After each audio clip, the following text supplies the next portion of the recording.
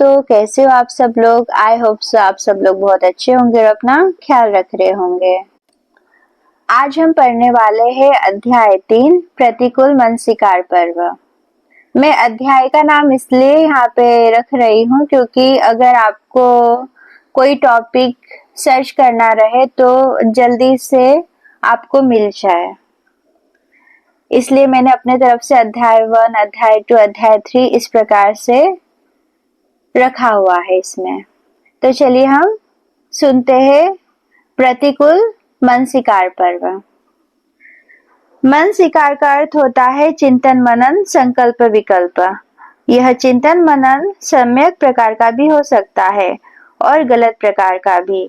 सम्यक प्रकार का चिंतन मनन कहलाता था योनिसो मनसिकार और गलत प्रकार का अयोनिसो मनसिकार। योनिसो मनसिकार से मानस के ऊपरी ऊपरी स्तर की सफाई होती है पर अंतर्मन की गांठें नहीं खुलती। ये गांठें प्रज्ञा का कार्य करने से ही खुलती है। अयोनिसो मनसिकार न केवल गलत रास्ते की ओर ले जाता है बल्कि मन पर नया मैल चढ़ाने में भी सहायक बनता है। इस पर्व का नाम है प्रतिकूल मानसिकार। प्रतिकूल किस मायने में? कोई व्यक्ति काम वासना के विकारों में बहुत ज्यादा डूबा हुआ हो तो ध्यान करने के लिए बैठते ही उसके मन में काम वासना से संबंधित चिंतन शुरू हो जाता है। पुरुष हो तो नारी का और नारी हो तो पुरुष का। भगवान सर्वज्ञ होने के कारण साधक की मन स्थिति भाप लेते थे और उसे ध्यान करने के लिए वैसा ही आलंबन देते थे जिससे उसके रास्ते की अड़चनें दूर होती चली जाए।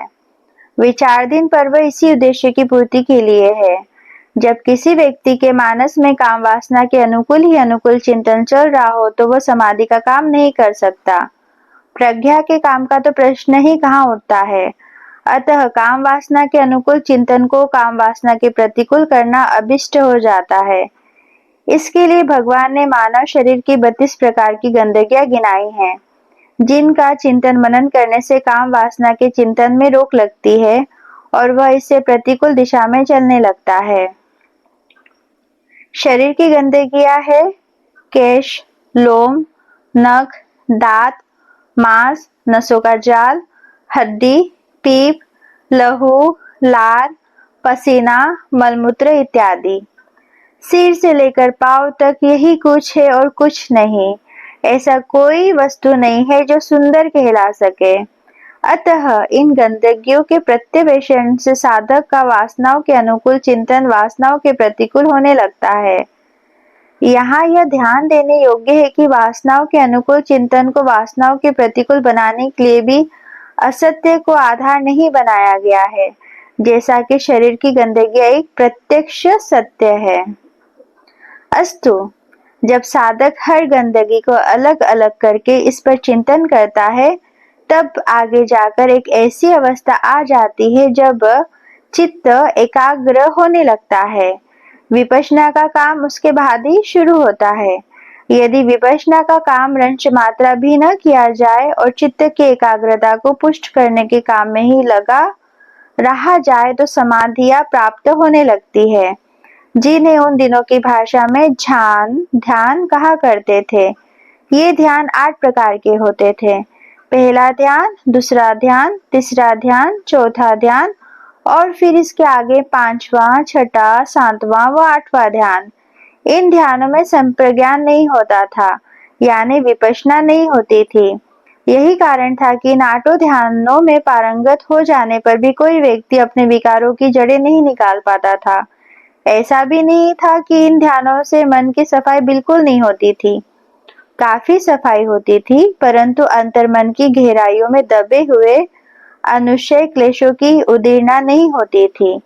इन ध्यानों की वहां तक पहुंच नहीं थी और इसी कारण जन्म जन्मांतर से साथ साथ चलने वाले पत्थर की लकीर वाले गहरे गहरे संस्कार जो नए से नया भाव देते रहते हैं, दबे रह जाते थे।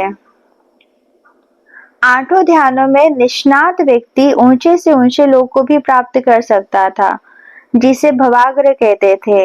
वहां वह कल्पों तक सुख शांति का भोग कर सकता था, परंतु जैसे ही भोग की अवधि समाप्त होती अनुशय क्लेशों में से कोई ना कोई अपना सिर उठाता और उस व्यक्ति को फिर नीचे के किसी लोक में जन्म लेकर पूर्ववत भव संसरण करना पड़ जाता। भगवान ने संप्रज्ञान की खोज की, विपश्यना की खोज की, शरीर पर होने वाली वेदनाओं के आधार पर उदयव्यय को देखने वाले काम की खोज की। जब कोई व्यक्ति वेदनाओं के आधार पर सच्चाई को देखकर उसके उदयव्यय को देखने लगता है, तब वह वस्तुतः अंतर्मन की गहराइयों तक पहुंच जाता है। इस काम को करने वाले हर व्यक्ति को यह बात खूब स्पष्ट हो जाती है कि हमारा अंतर्मन, भीतर वाला, गहराइयों वाला मन प्रति क्षण शरीर की वेदनाओं के साथ जुड़ा रहता है। सोते, जागते, चलते फिरते, खाते पीते हर अवस्था में इनके साथ जुड़ा रहता है और इन वेदनाओं को अनुभव करता रहता है। फिर अनुभव करके ऐसा स्वभाव बना लेता है जहाँ वेदना सुखद लगती है वही राग जगाता है और जहाँ दुखद लगती है वही द्वेष जगाता है। यह उसका दृढ़ स्वभाव हो जाता है। भगवान ने मानस के इस दृढ़ स्वभाव को तोड़ने के लिए ही संप्रज्ञान की खोज की। उन्होंने अपने समय में प्रचलित अनेक प्रकार की साधना विधियों का प्रयोग किया, परंतु हर बार यही अनुभव हुआ कि अंतर्मन की गहराइयों में अनुशय क्लेश या यो कहे कि भव बीज तो बने ही रहते हैं।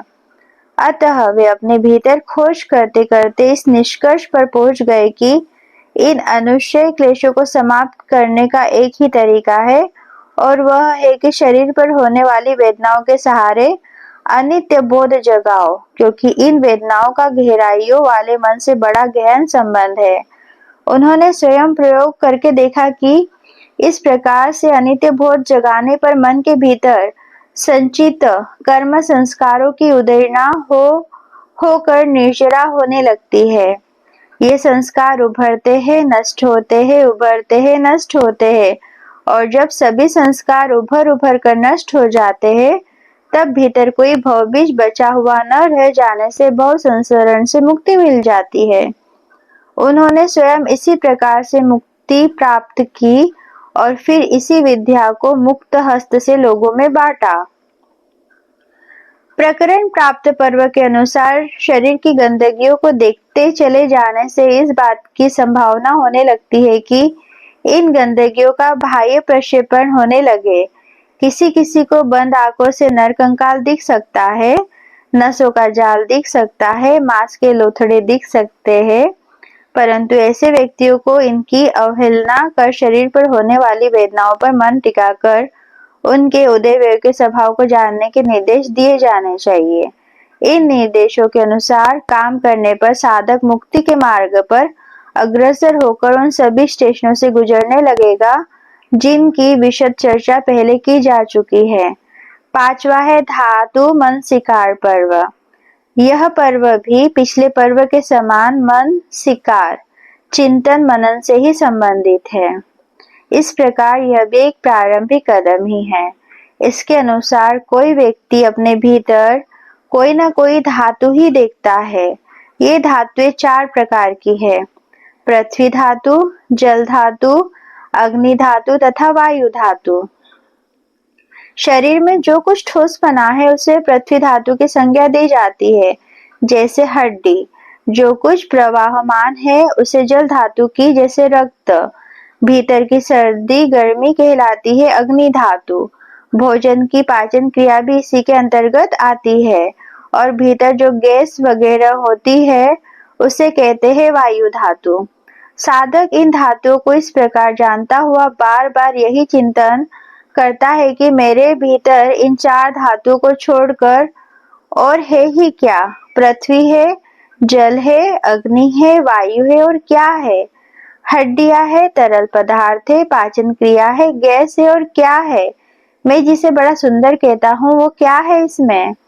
इस प्रकार साधक का काम वासनाओं के अनुकूल चलता हुआ चिंतन इन धातुओं का आलंबन पाकर उनके प्रतिकूल चलने लगता है। यदि यह चिंतन चलता चला जाए और बात वहीं समाप्त हो जाए, तो इस बात की संभावना रहती है कि साधक का चित्त खूब एकाग्र होकर वह प्रथम ध्यान, द्वितीय ध्यान आदि की अवस्था प्राप्त कर ले, पर मुक्त अवस्था नहीं प्राप्त कर सकता मुक्त अवस्था प्राप्त करने के लिए तो अनुभव होना चाहिए, इन धातुओं को का भी अनुभव होना चाहिए। पृथ्वी धातु का स्वभाव है भारीपन, हल्कापन। शरीर में इनका अनुभव हो तो पृथ्वी धातु का अनुभव हुआ। जल धातु का स्वभाव है संयोजन, जोड़ना, बांधना। इनका अनुभव हो तो जल धातु का अनुभव हुआ। अग्नि धातु का स्वभाव है तापमान का पता चलना, गर्मी, सर्दी। इनका अनुभव हो तो अग्नि धातु का अनुभव हुआ। ऐसे ही वायु धातु का स्वभाव है हलन चलन, इसका अनुभव हुआ तो वायु धातु का अनुभव हुआ। जब अनुभव होने लगता है तब शरीर पर होने वाली वेदनाएं महसूस होने लगती है, वेदनाओं के उदय व्यय की जानकारी होने लगती है।